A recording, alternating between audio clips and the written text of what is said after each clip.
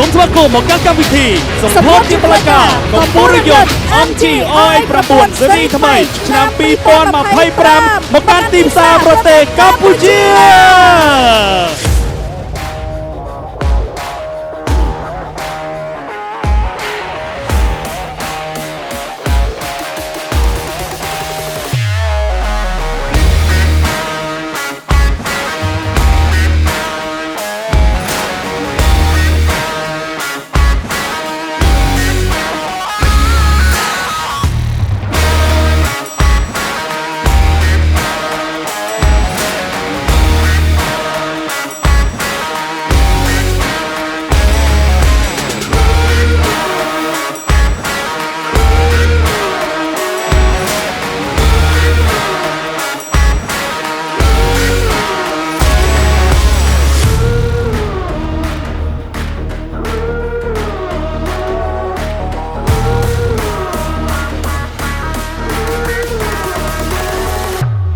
សូមស្វាគមន៍មកកាន់កម្មវិធីសម្ពោធជាបលកាកំពូលយន្ត MTI 9ស៊េរីថ្មីឆ្នាំ2025មកកាន់ទីផ្សារប្រទេសកម្ពុជា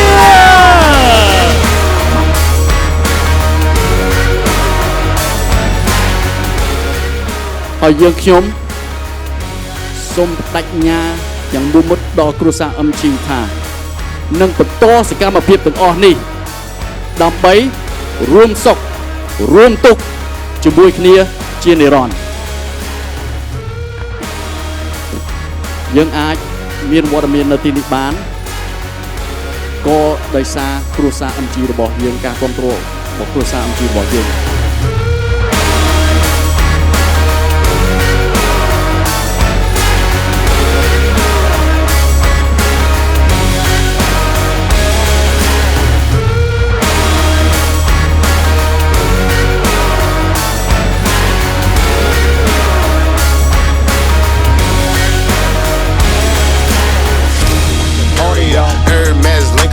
Village in Liberia. TMZ taking pictures, cause that man hysteria.